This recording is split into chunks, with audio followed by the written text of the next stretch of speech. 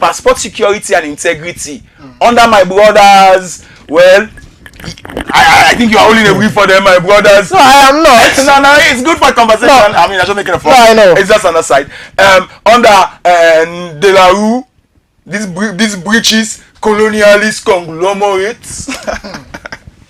As you say, you want to speak for it today. No, speak. I show side other the people and be. Okay. For draw parallel as to how we economy tied to the same people that can give you aid. That agreement, it gets so many flaws where now government being criticized when it was under the era of the APC. So for can't me say, well, not to be in NETPAGE, it does not hold water. For can't me say you have 5 years. No, now because we get weak regulators. Because we get weak regulators, for the ask where is the report for the performance report for the first 10 years we then do? So Melvin, if you look at the entire agreement, you know, when me to get agreement, if me not do what I for do, you know hold me accountable. When me know sign me own right day, I don't know day, right? So looking at the 5 years, if you they say there are other things where they for do where they not do, as an institution where for provide with the passport they not do them, then why they blame? They blame the institution or they blame government? Now government for actually ensure say then people they are do all what is in that particular contract. So if they fail for do them, then the people then they capitalize on the particular clause where they another interest. Wait till we say we get 5 years for them we give you this particular contract. So in that case, you don't blame the institution, like NETPAGE, because then if they not do what it for do, it beholds the government, it beholds the institutions them for hold them accountable. If they don't hold them accountable, right, then I go say now okay because we don't know what we have to do when we say they breach this particular side of the agreement. No, because coming over do them. If they say there is a 5 years and the people they will tell say well 5 years they part of the agreement and what they are doing it's part of the agreement. It's not outside the agreement. So with that agreement, was there an automatic cutoff or we been get a transition mechanism where for they allow for the point where they mention on waiting actually NETPAGE been do where there is this loophole we make them continue? Was there a transition mechanism? If there was not, then do we consider what NETPAGE did completely complicit? No, not complicit. In international etiquette, that's what is called unfair etiquette in practice. As a corporate body, this is a slap on NETPAGE. I know with government's weak, we can spend the whole time here and blame with government. But if you now an institution with a corporate institution with credibility, government weak. Yeah. Government weak. Government weak. An institution. Government weak. Literally don't repel coup attempts them, and them still in power. Do you think they are weak? Or in which way you feel say them weak? That's the question. In terms of service delivery, they are weak. Okay. Also, for God's sake, even the coup services have done a question for that. They almost man still in ID, almost gone and still at large. No left that side. Continue on your point. All right. So, accepted that government has been weak. They've been complicit. I will agree with you. But NETPAGE self is not absolved of the responsibility of meeting the terms of the agreement. I don't know if my brother agree with me on that. Yes. No. You cannot say because government not actually watching means say una not for do the right thing. But also you look at the agreement again, there is also a room for termination. So if government not say these people are not doing what they're supposed to do, terminate the contract with them. So that's you take action. You terminate the contract. Perhaps a sensitive point you are raising. Perhaps read that thing again. Read it again. So based on the parties, the agreement of the parties.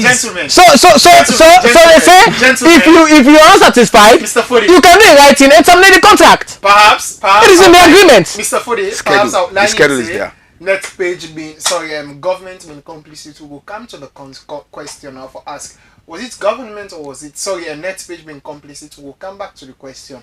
Was it NETPAGE or was it that Parliament not been complicit if they were actually to monitor the implement? Well, everything we get for do with this deal, but we are bound by time. we really want to continue the conversation. So I want to discuss looking ahead shortly. I mean, we have 5 minutes more before we wrap up the program. Mr. Melvin, What's in the lessons the more you feel so we for learn from the NETPAGE case? The executive not for going to agreement without giving heads up to the legislature, and the legislature have not was to them full and full foot say past the executive come with legislations or policy before them. They should be proactive. In this case, 8%. Okay. In this case, Parliament was not proactive. The executive was lethargic. If there's anybody to be bulk blame, the big blame is the executive, the Ministry of Internal Affairs. They should take the blame. Parliament is a secondary aspect to this conversation, because at the end of the day, Parliament does not trigger itself. It is being triggered by either a government motion or a private member's motion. In this case, I agree, no private member not pick her up, including the opposition. No government person not pick her up, say, hey, we don't go into the agreement. So the bulk of the blame, I will give 80% of the blame to the executive. Because how can you go into an agreement where you know see the constitution in section 44 say it should be ratified by Parliament? But again, that cannot absolve Parliament, because if they don't pick her up, like what they do with that contract. Yes, yeah, SLRA. They pick it up, they put it on hold, and they forced them to come with a document. So they could have been proactive. But to say in terms of active governance, it is the ministry, the late man and in team, and including the presidency, who failed to checkmate what they were doing. So I think, again, you cannot absolve my good friend's friendly institution. Because if they're a sober corporate body, now the wait say they can pay you debt or can pay this. You know say if you do what, if you pressure government say, because it was a risk for them. What if now some other radical government say, well, we don't know that no you for pay? So it was a unfortunate and my last word. So you think say this case is just an exception, or you think say na a wider culture of weak oversight inside we institutions them na government? I think though it's not rampant, because the precedent is small, but you cannot use that because of it's not widespread for say it does not expose weak oversight on the part of Parliament, weak over parliamentary executive relation in terms of piloted laws and legislation. So yes, I'll agree with you partly that yes, somebody should have been more proactive in terms of, because Parliament is charged with the duty to perform oversight. You don't need for waiting and can't tell you say, hey, now this document I know, you need for be proactive. But at the end of the day, the executive has got what is called collective responsibility. All ministers, including the president, vice president, they have collective responsibility, and in pursuit of that collective responsibility, somebody in the executive, for we don't pick her up, say, hey, this agreement will run, so we don't can make adjustments. I agree without conceding with my brother that we don't make adjustments, instead that they just adjust the royalty. Accepted. But even if now one word therefore be changed, it should have been enacted by Parliament. Alright, so Mr. Fodemoriba Conte, in all your years then you don't serve as a journalist, if I they put this to you now, do you agree with it or would you not? You support any law we go require say all public contracts name and their amendments for be published online for citizen and for see? That is something we I go agree with. Even before I be they give me submission earlier, I tell you say some of them laws they are in the past for we interest, we need for the review them, we need for the look at them and also make we input. You know, I want for we go to let we reach a point in this country outside we they get consultation, community consultation on some of the things the way government want for do, or some of the laws the way Parliament want for pass. You know, when we members of Parliament and get a particular bill before them, okay, let them go now the constituency and say, okay, I want to get consultation now. This is the bill before us. What can we do? What is your input? What do you think we can do as members of Parliament? If we reach to that peak, we know where they get that kind of thing the way we get span, some of the agreement the way we make, or some of the laws the way we make. Quick one to one or two. Now, I they come back to it have been mentioned with to international affairs. I am going to mention state capture, elite capture, and narrative capture. Then three things them here.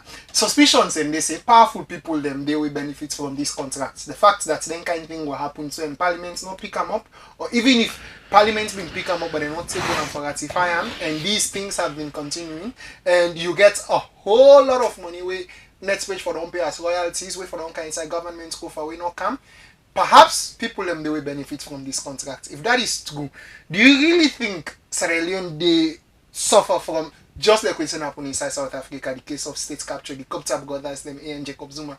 Do you think that is happening in Sierra Leone? Powerful networks, them the way they capture contracts, them in Sierra Leone? For state capture, your question is well clearly answered. ACCB pulled a press release on that, indicting the former chief immigration officer. That lends credence to your allusion.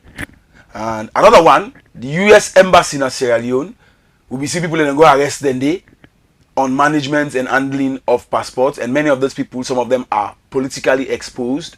So back to your subject matter, I mean, capture from politically and financially exposed person is obvious.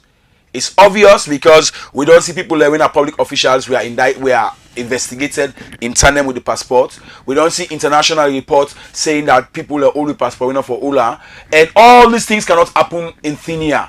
You need somebody who get political authority for give you the protection.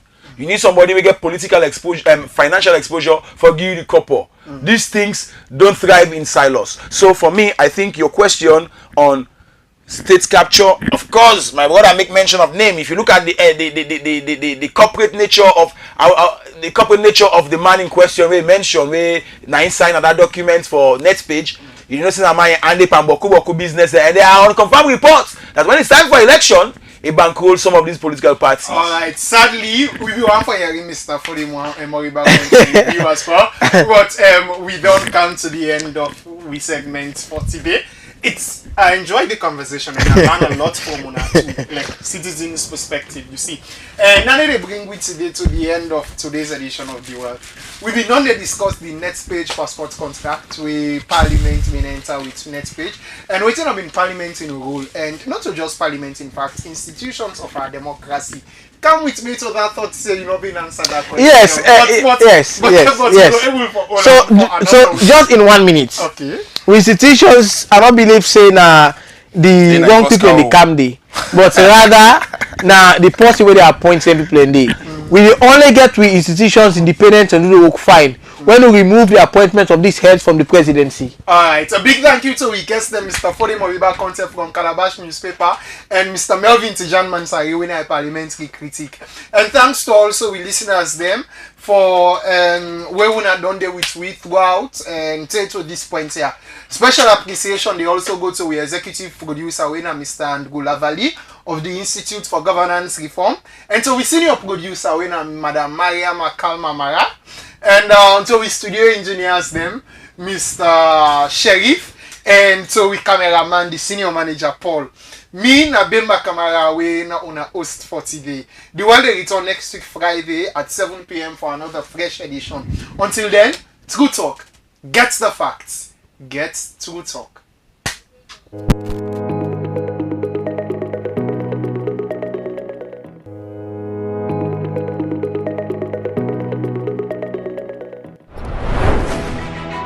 Welcome to True Talk Radio, your home for facts, fairness, and fearless conversations about saloon economy.